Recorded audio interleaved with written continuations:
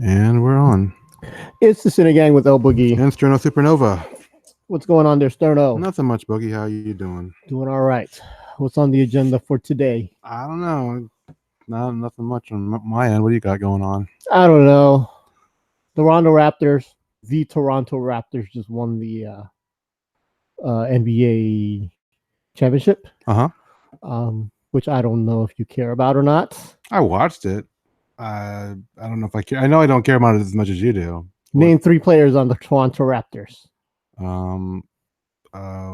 Kawhi Leonard. Let's see. Damn, what is his name? I can picture them. Kyle Lowry and Jeremy Lin. All right. I was hoping you'd say Jeremy Lin right away, but no. I was trying to remember who I saw playing. So, I mean, that's why I didn't say Jeremy Lin. Well, to me, Jeremy Lin is the big winner. Well, yeah. I mean, I get why you say that, too. But I'm just saying I was just trying to remember the people on the court.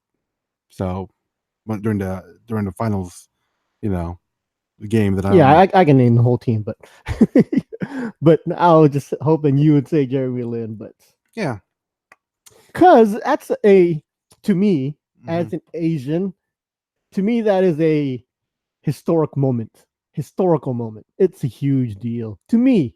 I mean, I've read arguments on both sides about the fact that Jeremy Lin didn't play much. Right. So really him winning a championship is sort of tainted. But to me, no, it's a big deal. To me, is like it's something that's never happened as an Asian American winning the championship. And you've been a Jeremy Lin fan for a long time. Right? Yep, and I'm not afraid to admit it.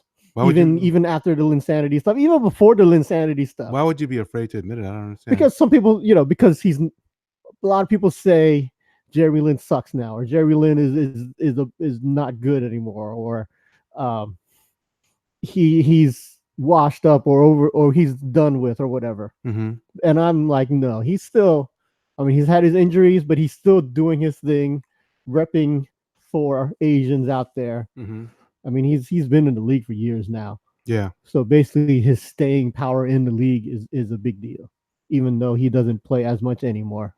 But the fact that he is representing it's a huge deal. Yeah. I mean, it's something, and a lot of people, like I said, they do say, hey, he didn't play, so him winning the championship he didn't win the championship, or he it's a joke that he won the championship. No, he was on the team. Right. It's not like he just played one game and they give him a ring. He's been there for. When did he join the team exactly? Like 3 months ago. Still, I mean, he's there. He played like 20 some games. Yeah, I'm saying he played. He's not like you said. To me, and even if he didn't play, didn't play any minutes, it's still an accomplishment to be on that team, to be able to make it on to the championship team and be a part of it, to practice with them and everything. It's something. Like I said, if a Filipino were to be in the NBA, just to make it in the NBA, I would be happy. Right. They don't even have to. I mean, we have Jordan Clarkson, who's been, killing it. But, just to have more Asians out there, more Filipinos out there, it's a big deal. And I sort of relate it to like how we see Asians in Hollywood. Like in the 80s, we were happy just to see a Filipino in a movie. Right. Like they didn't have to be the star. We were happy just to get a little bit of Tagalog on screen. I know. when that thing was Return of the Jedi, we're like, oh my God, he spoke Tagalog. Oh Lord, and play it over. And see, to me, the big moment to have Tagalog on the screen was an officer and a gentleman. Oh yeah. Which I think came before Return of the Jedi. I didn't watch it till way later. It wasn't one of the movies I wanted to watch as a kid. So well, I watched it because it was a big deal with people I knew. Right. I mean, I didn't know. I don't know why an officer and gentleman was important. I thought people were just happy because it was a Navy movie. But then later on, I'm like, oh, they're in Manila. Oh, they're talking Tagalog. Oh, these Filipino kids are beating up Richard Gere. Yeah. The fact that they had Tagalog in the movie and a scene was set in the Philippines was a big deal. And this is like 1982. or it's early 80s. Right. Just the fact that they had a scene in the Philippines with extras talking Tagalog was a big deal. Mm-hmm. Nowadays, you can have that and no one will bat an eyelash. I mean, it was a big deal when a lot of the scenes from what was that Bourne movie? Which one was it called? The Bourne Legacy. Legacy, yeah. I believe. Yeah, had Philippines in it. So I mean that was actually really big because most of the movie was in the Philippines, right? Filmed in the Philippines. So the fact that the Hollywood production gave money to, but filmed it in the Philippines, which means they spent money in the Philippines, gave money to the Philippines for, Hollywood production stuff. Right. That's a big deal to me. And then the movie sucked, but I watched it. I went to the theaters just because it was a big deal. The fact that they filmed it in the Philippines. Jeremy Renner was, I believe he met the president at the time. I don't know.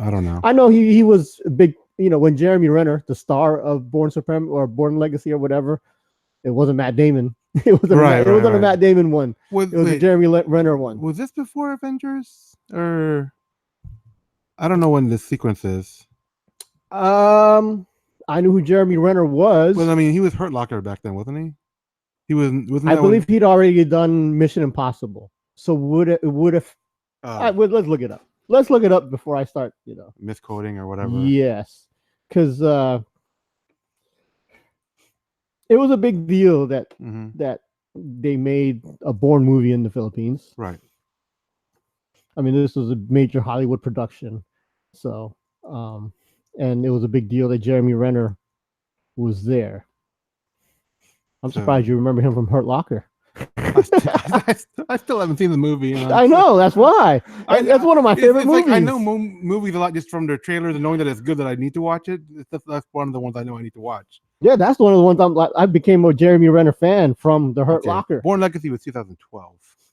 So Avengers. Yeah, I took my dad to watch Bourne Legacy. I know he had no clue what was going on because there's so many plot twists in that movie, and it calls back to a lot of Bourne movies, which he never saw any of the other movies.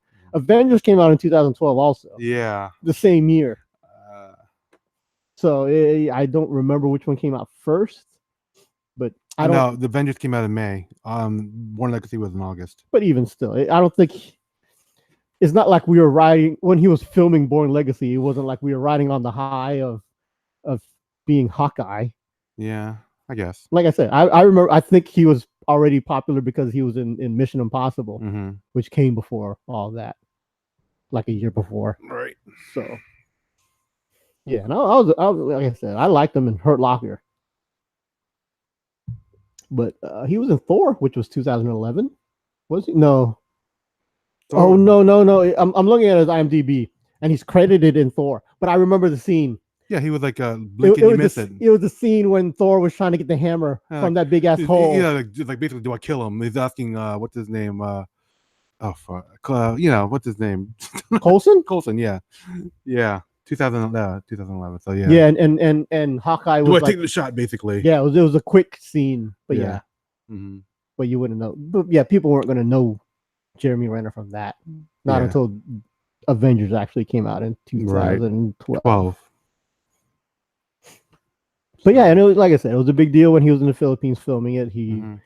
There's pictures of him wearing a barong, which is a big contrast to back when they filmed Brokeback Palace. I knew you were gonna bring that up too. It's not Brokeback Palace, Broke Down Palace. I know. I was like, it sounded wrong, but I wasn't gonna contradict it because I couldn't know. I didn't remember the actual name. I like Broke Down Palace. I never saw it. I watched it just because they filmed it in the Philippines. Oh, I thought you liked it because of Claire Danes. No, I watched it because they filmed it in the Philippines.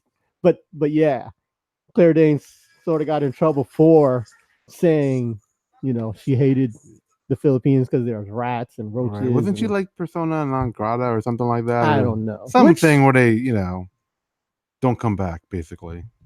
That was, I don't know if that's the actual truth, but that's what I remember something like that happened. And I didn't hate on her for saying that.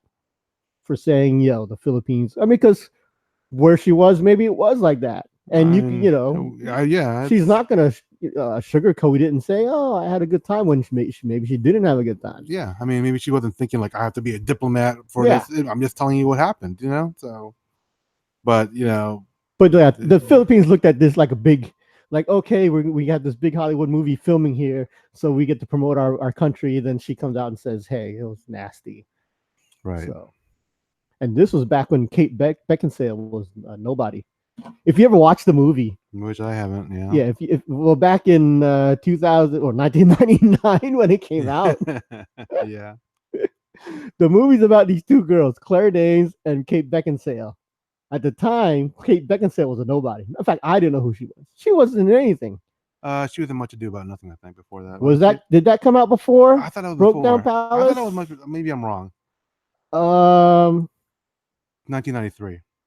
Yeah, well, I didn't remember. I didn't know her from then. But Broke Down Palace was about these two girls, Claire Danes and Kate Beckinsale. Claire Danes was the pretty one, and Kate Beckinsale was like the American girl that goes unnoticed because she wasn't as pretty as Claire Danes. Yeah. Which plays a big part in the movie. Mm-hmm. The fact that Kate Beckinsale is the boring American girl and Claire Danes is the pretty girl. Mm. Okay. So if you've seen the movie, a 20-year-old movie. I don't want to spoil it for you. No spoilers. Is that 20? Yeah, 20 years.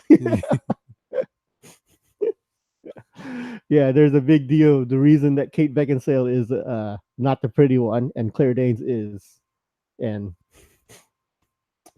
But it's funny because now Kate Beckinsale is, like, to me, one of the prettiest women in the world. Yeah. She's up there. She is hot. Mm-hmm.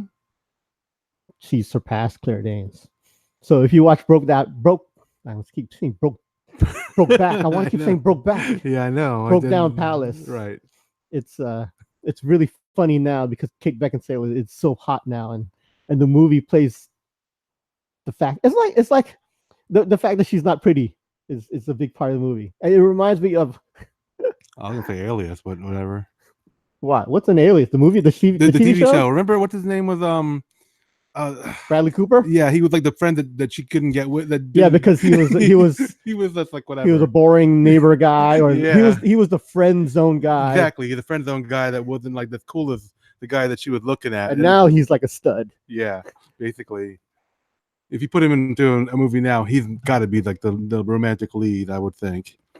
Pretty much. I mean, shoot, he was Face on the A-Team, which I don't know if it's that much cred, but still. I never saw A-Team. Yeah, I watched it just because I used to love the A-Team, and I kind of regret it. So, but anyway, you were saying Beckinsale, one of the hottest women ever. So, I mean, I remember when the movie Boomerang. Mm-hmm. We're talking about these old movies. I know. I didn't bring this one up, but go ahead. Well, yeah, Halle Berry was supposed to be like the boring person, and Robin Givens. Right. Robin Givens was the hot chick, and then Halle Berry was like the girl that no one notices, and then she was like, yeah. And then Eddie Murphy's like, hey, this girl is pretty. She is hot. So only Halle Berry, whatever. I know. I loved Halle Berry in Boomerang. I've seen Boomerang. But she was in that one with the Wayans movie, right? With well, no, she was in a Spike Lee movie. Was it Spike Lee Jungle? Not Jungle Fever. Is that the one where she was like a drug addict? Yeah, she was a druggie with Samuel Jackson, right? Yeah. But I mean, there was one. We're going way back. Yeah, you're right.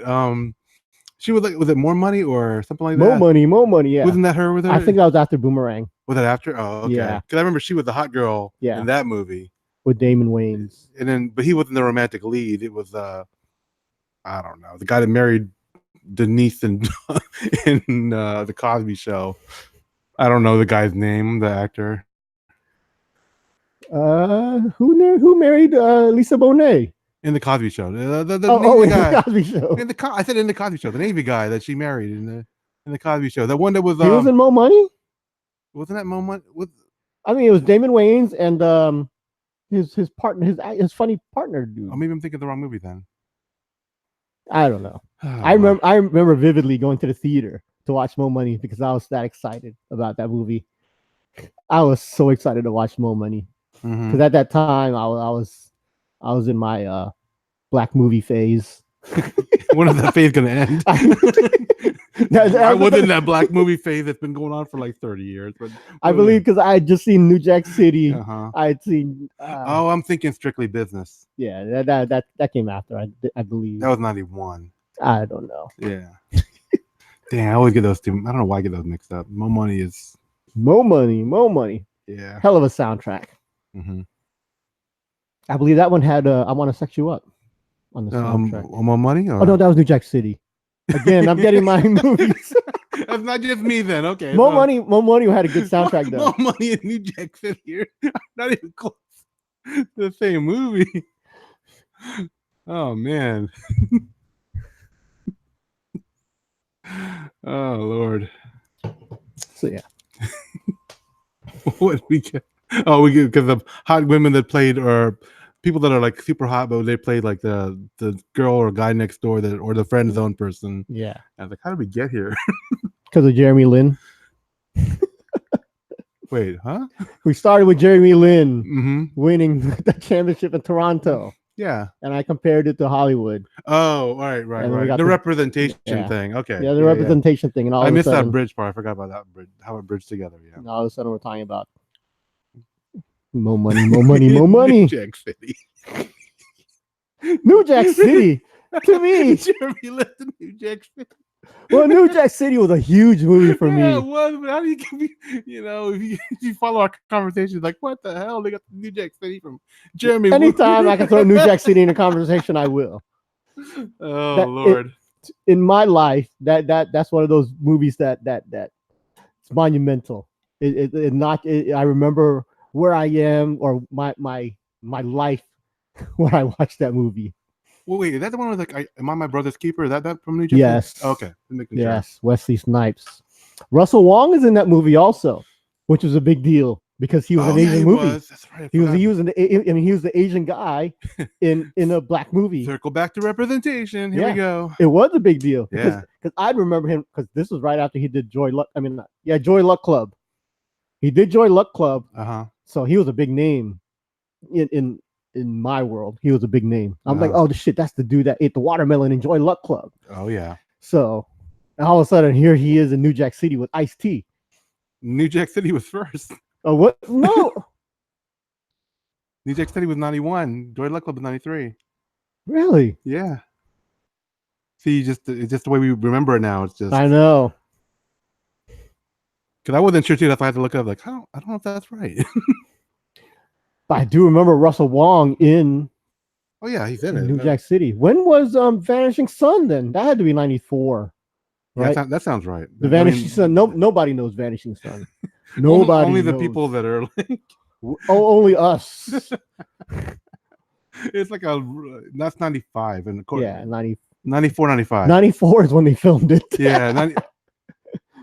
Well, there was the miniseries, and then there was the TV show. Yeah, I think that's what it is. So, there's 2 different days, and that's for like the different series parts. 94 and then 95. Nobody knows what we're talking about right now. The action pack. So, Vanishing Sun was a miniseries on a startup network in the 90s. Did you actually get credit on you didn't get any actual screen credit for that, right? No, and we know this because I was in the movie. Yeah, it was filmed in Virginia Beach, Norfolk, Virginia. Yeah. So, and they recruited like people from the area, and our colleges in the area. Well, it was a big deal because it was an Asian TV show, Asian miniseries, which there were none. I mean, this was fresh off the boat, or before All American Girl, I believe. Wasn't it? Yeah, I'm just saying, you're comparing Vanishing Sun with Fresh Off the Boat. But I'm saying they're Asian. Yeah, there was no Asian TV shows. Right. So nothing. Yeah. And this could have been the camel that broke the straw's back, but it failed. Well, I don't think it failed, but it camel that broke the straw's back. I'm saying, you know what you meant. I know, and I purposely did that. But okay, well, I mean, that's even the wrong metaphor for it.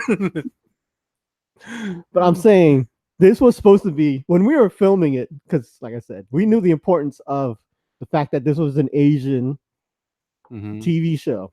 So it was an Asian show about these 2 brothers who moved from China to San Francisco, the United States, and end up getting caught up in the Chinese triad. Yep. Or one brother gets caught up in the triad, and the other one tries to stay out of it. Mm-hmm. And it shows the juxtaposition of their lives. Juxtaposition. Yeah. Basically, if you took one road, one path, you end up in this world, and if you took the other path, you end up with Rebecca Gay Hart playing the cello. Please, only like one person listening to this podcast knows anything that we're talking about. And the time you guys, yeah, the Nakvima girl was on here. And you were talking. Yeah, I remember Rebecca Gay Hart, and this was before she did 90210. This is when the only thing she is known for was a Nakvima commercial. Yeah. So we didn't even know her name. Same thing with Marcus Chong, the Matrix guy, who was in the Matrix as Tank. This was before Matrix, I believe. No, I think he already was, because now I gotta look up Matrix. All right. I mean, I didn't know him when we filmed it. Oh crap, 99. So yeah, I didn't know him when we filmed it, but he was walking around like he was a big deal. But he was a nice guy. Okay. He was also in a couple of other movies that I like, but like I said, I met him during The Vanishing Son. Mm-hmm. He's also part Asian. Yeah. Oh yeah, that's why he's in The Vanishing Son. Or named Marcus Chong. one of the things is a little clue there. You can pick whatever one you want, but sure. I met so many people during filming of Vanishing Son. Met Russell Wong, and so many. I met there's this actor named Leo Lee. Mm-hmm. He's a guy that everyone knows, but they don't know his name, because he is your typical. he was your stereotypical Asian actor at the time when you have a fighting movie. Yeah, he has your mustache and kung fu skills, and when you say, "Hey, I need a Asian that could do kung fu," you had Leo Lee. I believe he was in Big Trouble with what's the name of that movie? Little China, Big Trouble, whatever. Big Trouble in Little China. Yeah, he was in that. He might have been in the Chinese Connection. I don't remember. We actually chilled for a long time. Me and him just talking while we were eating donuts and drinking coffee. Chinatown Connection, which I don't even know what that is. Is that Leo Lee? Yeah, I'm looking at his filmography. Yeah, he's that typical Asian background guy. I mean, he was in Rapid Fire. Rapid Fire with Brandon Lee, right? Yeah. Yeah, I remember us talking about that. Rising Sun. In fact, I believe this might have been right when Brandon Lee died, or right before. I don't remember, but Leo Lee. Gosh. Like I said, if you look him up, he is your typical Asian actor back then. Almost a stereotype, but yeah. We're talking about the 90s when just getting in the door was a big deal. Like, I know him. I've seen him in other movies. Yes, you've seen him in everything. Yeah. Man, now I'm upset that The Vanishing Son didn't blow up. Because on the Startup Network, which ended up becoming UPN. Yeah. Which ended up becoming, what was it after UPN? I don't know. It wasn't WB. Or was it WB? I don't know what UPN became. What did it become WB? I don't know.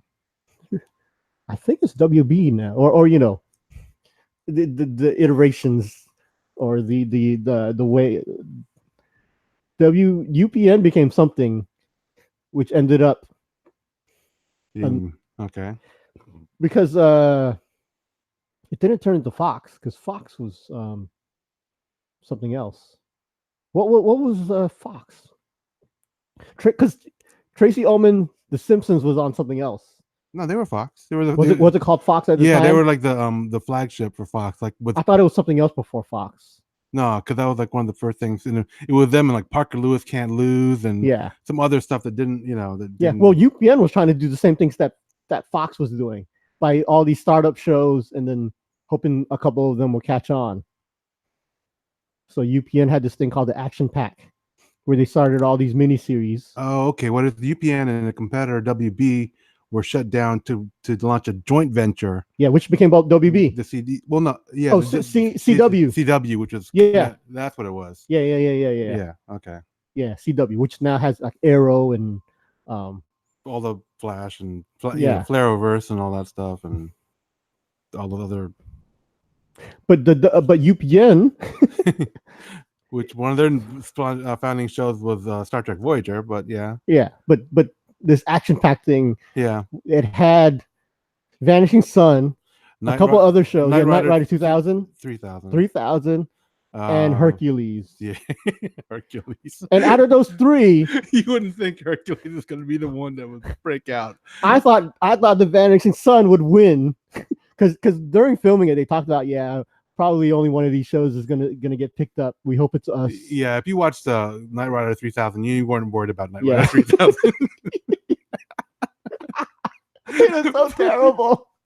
But I actually watched Hercules, and I'm like, it's not as bad as I thought it was gonna be. And then all of a sudden, it's like going on forever, and then it spawned Xena, Warrior Princess. Yes. And I'm like, what the hell just happened? And Vanishing Sun vanished. See, that's the thing. What you saw happen with Hercules should have happened with Vanishing Sun. Vanishing Sun should have spawned other shows, which would have opened up the world for Asians, and Asians would be controlling this country. Yeah, I just don't know if it was the same, because like Hercules has a built-in fantasy. People already know some of the mythology, right? And then it aimed at the sci-fi crowd. Yeah, which if you look at CW now is basically your geeky comic book. Right. So they're still using the same strategies, what you're saying. Yeah. Yeah. Whereas Vanishing Sun went more towards intrigue, and it wasn't like sci-fi. It was just like drama of violence. It was basically a gangster Chinese triad movie. Yeah, which at the time, I don't even think they promoted it like they should. They didn't really try, did they? I don't know. Yeah. I mean, in our world, it was a big deal, but outside of our world, I don't know how it looked. Yeah. But if you ever watch that movie, I mean, if you ever watch the miniseries Vanishing Sun, can you find it anywhere? It's on YouTube. Is it still on? Oh, it's on YouTube. Okay, I have it saved because I am in it. Of course, I'm. First, you see me in an underground illegal casino where I'm gambling. I'm playing roulette, and then later on, you see me working in the casino as it gets blown up. You did so badly that you just had to okay, I'll work here. Just let me pay off my debt. I'm sorry, I get blown up. So if you ever see the scene, I thought you got out of the. Didn't you get out of the area, or did you actually? Your character's supposed to be dead. I believe I'm dead. Oh, I think I'm dead. I'm in the casino when they shoot a missile. But I thought you rocket. I thought you ran out. I remember there's other people that we know in that, and some of them were dressed simply, and yeah. The scene you see me running, scared because the room is blowing up. But then you see the outside scene and the whole building blows up. Oh, okay. There's no way I got out. Oh, okay. I'm pretty sure I held out help all these years and you got out. And I just didn't, in my mind, you survived, but now you just crushed that last little speck of hope that was left. I lost hearing filming that scene for the next 3 days. Oh, just for 3 days?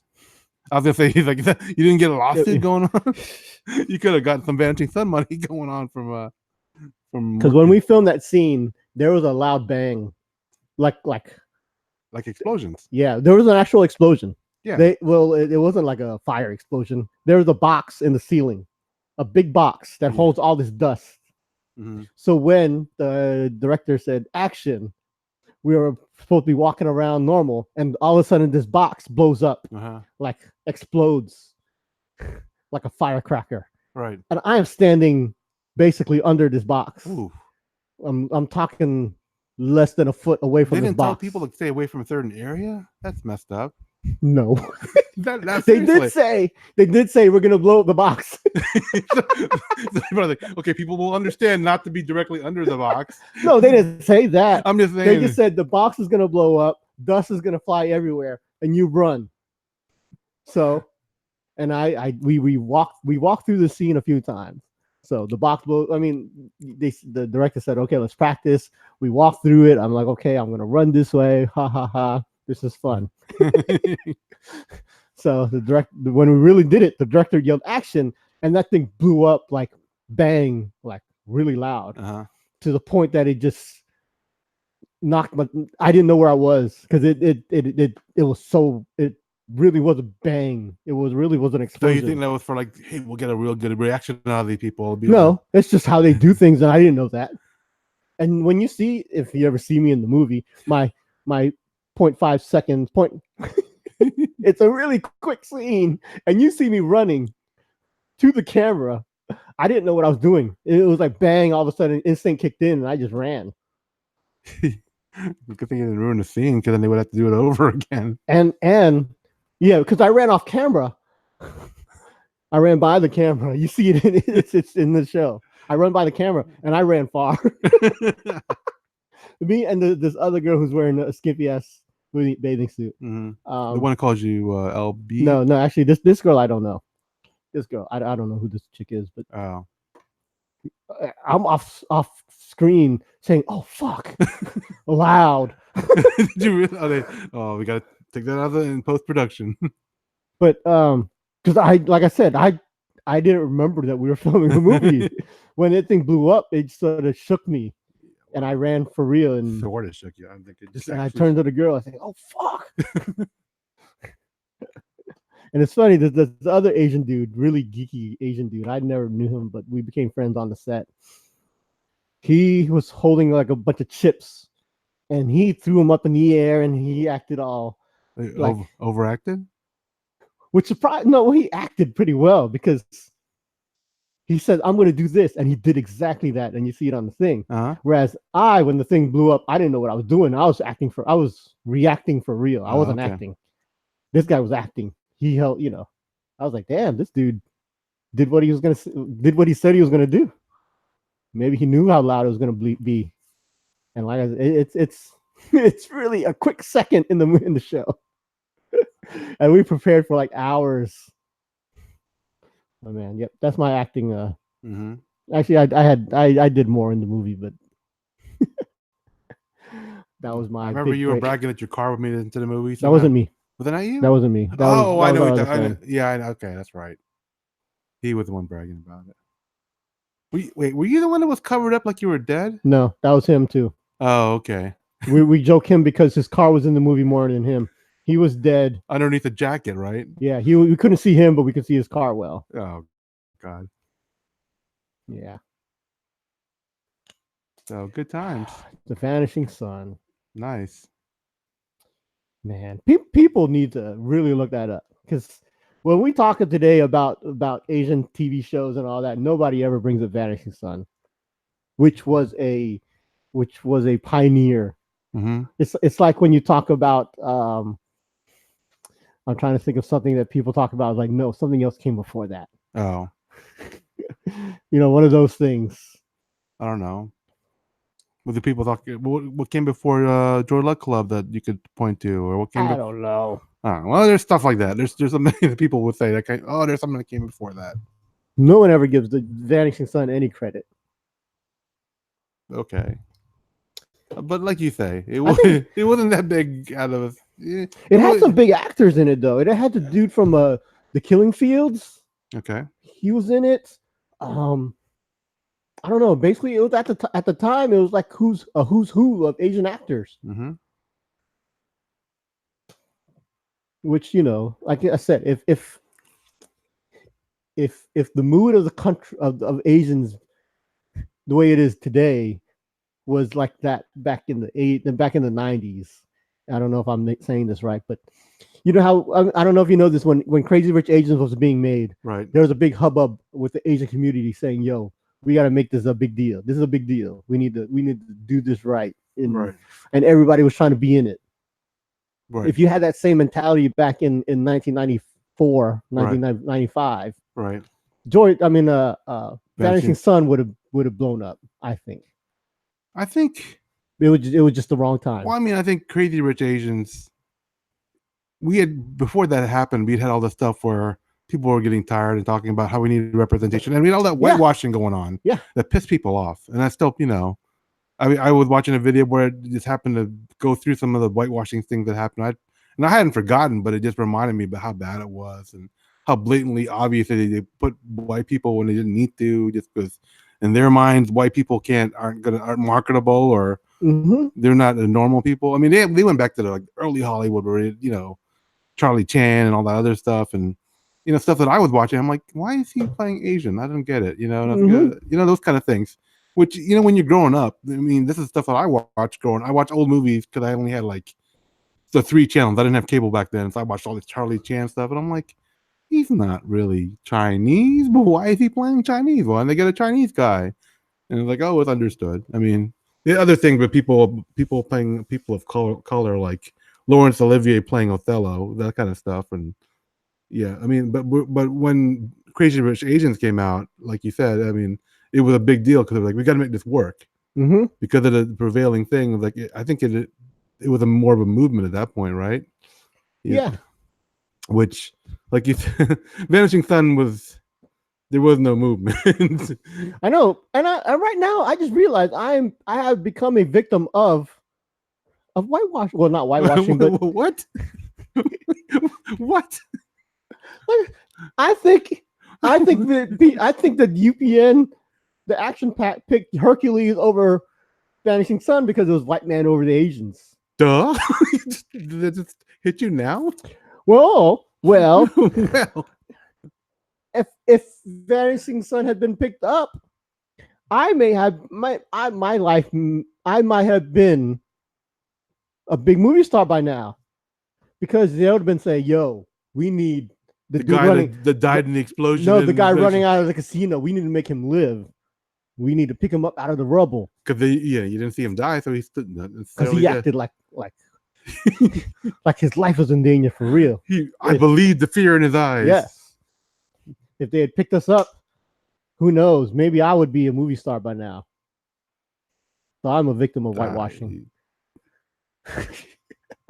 Sure, I guess you could put it that way. If you they liked me on set. I can tell you that. Well, the director liked me. Mm-hmm. He never got into my name, but he liked me. That guy over there, I like him. He's good. He's real good. He didn't know what to do when the explosion happened, but he's real good. He just ran towards the camera. We don't know what the heck he was doing. Then we had to edit out when he cussed at it. It would have been a longer scene, but that dude cussed. Dang it. That would have been so much better if he hadn't done that. Man, look that up on YouTube, people. Vanishing Sun. Is it okay quality, or is it like it's crap? Terrible. It's terrible. Crap quality. It is VHS copied to another VHS. It is grainy. Yeah. But when you see me, you know it's me. I'm crystal clear. My scenes are crystal clear. Like I said, the director liked me. The director made sure I got close-ups. Yeah. Don't look it up on Amazon. You're not gonna find crap. You can find it on eBay. Oh, really? There's a guy selling like bootleg copies of it, but I never bought one because it's on VHS. What are you gonna do with it now? Oh my gosh! You gotta buy it and buy a VHS player.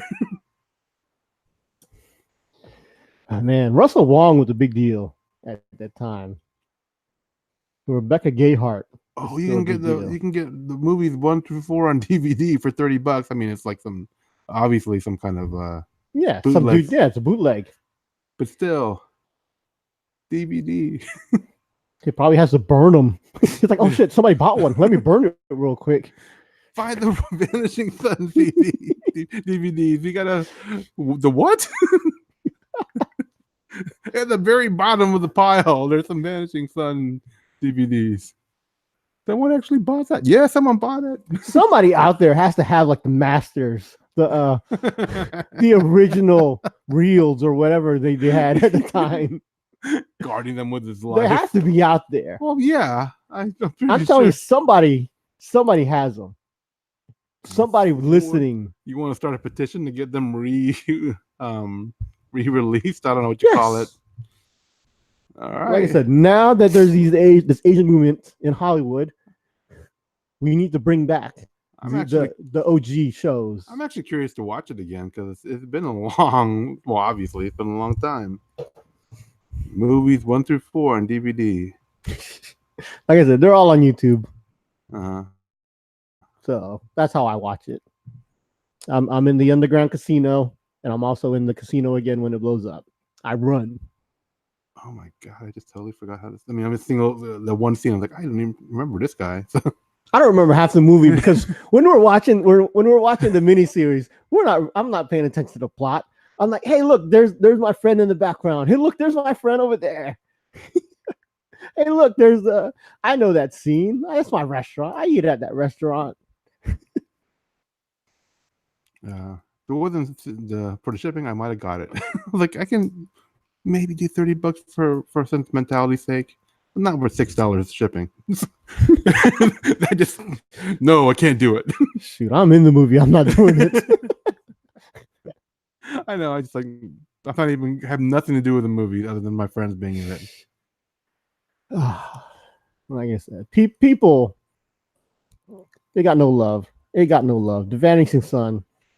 It got no promotion. I mean, it got some promotion, but it just yeah, but it should be getting love now. I think it got like like, ooh, look, it's an Asian thing, kind of like a kitschy kind of, hey, just look at this, we do an Asian thing, It's like, I mean, I think I would have been a guy who would have watched it even if I wasn't in it. If I had no relation. I don't even know if we would have known about it I think I would have. You would? Well, maybe. That was basically that was at the height of my Filipino activism. But that was the beginning of the internet, like 94 is when the internet was starting to come out. So it wasn't like you have these gigantic movements of but this was online to keep people informed. You'd have to do like, I don't know, BBSs or I don't know, whatever kind of groups. How did we even know stuff back in before the internet was big? How did you know stuff? Just by rumors? By pigeon? I don't know. Pony, some guy in a pony just came by and handed you something, and then someone else, you read it, then you give it to the other guy with the pony, he read it off to someone else. Somebody yelled, the Asians are coming, the Asians are coming. I don't know. I don't remember. I do think, though, it would have been a big deal. Mm-hmm. I mean, even if I wasn't in it or hadn't any knowledge of it, I think I would have watched it. I think it would have. I kind of think, like I said, at the time, I was watching An Officer and Gentleman just because there was a scene in the Philippines. Well, another reason why I thought about buying it just now, and I stopped myself because of shipping, is like, I want to know how it holds up. Like it doesn't. It doesn't hold up at all. It's terrible. Okay, just, like I said, the love story is terrible. With between Russell Wong and Rebecca Gayheart. Yeah, she's now Rebecca Gayheart Dane. I follow her on Instagram. Okay. I mean, she became a big deal after. Yeah. This was before her big break on on whatever 90210, some show that I never watched. I didn't even remember she was on 90210, but okay. She wasn't in the original cast. She was sort of later on. Yeah. I believe she married Luke Perry's character. That sounds right. I guess. I mean, I was only vaguely aware about what I saw in like commercials, so I wasn't watching it. But yeah, that sounds about right. I knew she was somebody there. Yeah, I was actually not sure if you were correct, if it was 90210 or the other one, Melrose. Oh, she was in 90210. I'm positive about that. Like I said, I followed her career after I met her. Mm-hmm. I mean, I gotta keep up with my good friend Rebecca. If you were walking down the street and she walked up, would there be a spark of recognition, do you think? Yes. Okay. Yes. Because I think at the time nobody knew her, but I knew her. So you were paying attention to her. I was just staring at her, and she's probably like. So was that a good way of paying attention to her, or was it more of a creepy, scary? Yeah, I'm sure she remembers it no matter what. You were memorable. Okay. Sure. So yeah, Vanishing Son. If you get a chance, look it up on YouTube. It gets no love, and I'm giving it the love. Right. For being as pioneering as it was. Right. I believe if there was no Vanishing Son, there would be no Crazy Rich Asian. Maybe. Okay. I'm not going to debate that one. You all can make your own decisions about that. Let's do a Tagalog word of the day. Sure. This is the part of our show where we educate our listeners on the Filipino language. Neither Boogie nor I are actual native speakers of Filipino or Tagalog. So if we get some aspect of the word incorrect, like its pronunciation, general usage, or its some nuance of its meaning, feel free to let us know, because we value your feedback and we would like to be correct. But keep in mind that we have said in the past, and we will continue to say into the future, that this is not an educational, knowledge-based podcast. It's just a couple of guys sharing a little bit of the culture, a little bit of the language, just for kind of, I don't want to say entertainment's sake, but just for your own personal knowledge. Like if you happen to want to, put a little Filipino language into your, I don't know if lexicon's the right word, or if someone says some Tagalog word around you, you might actually know what they're talking about. So Boogie, do you have a word picked out or? No, I don't. Oh, Do you have a word picked out? voila. Wala naman. Mm-hmm.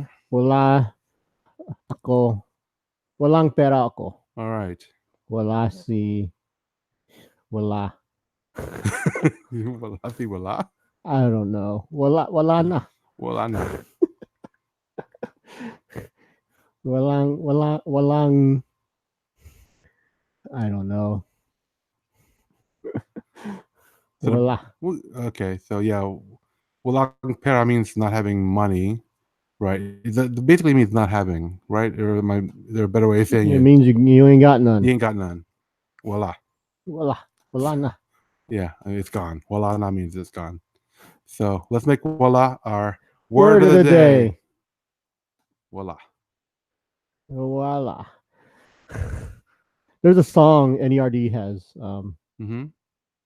where he's saying voila, voila, Uh-huh. the French word. Yeah. Voila, voila. Uh-huh. You know, except when he's saying it, I'm hearing voila, voila. Is that intentional, do you think? No. Oh, okay. But when I sing it, it's voila, voila, and he's saying voila, voila. Voila. Very different meaning, but yeah, cool. But it's just a thing in my head. Right. When I hear that song, it's on their latest album, NERD. Okay. I hear voila, voila, and I in my head, Pharrell is singing Tagalog. I was actually wondering if it might have just been No, okay. Because I believe the song has like voila. Okay. Voila, the French word. Voila. Yeah. Make sure you visit our website, www.sini-gang.com. Or email us at thesinigang@gmail.com. Follow us on Twitter at The Sini-Gang. Find us on Facebook on facebook.com/thesinigang. And look for our videos on YouTube. Do a search for our URL, www.sini-gang.com. And that should take you to our videos. And if you happen to go to one, please like, comment, subscribe, do that bell thing. All that would be awesome. So until next time, this is Sterno Supernova. And this is l-boogy, the elemental one, saying thanks for listening and Sige na.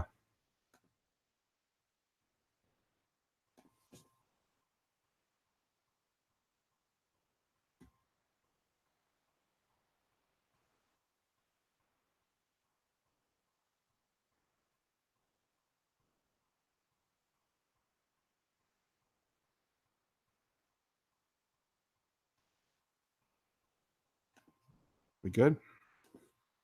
Yeah. Okay, everyone. Thanks for tuning in. Come back for next episode. Till then, take care.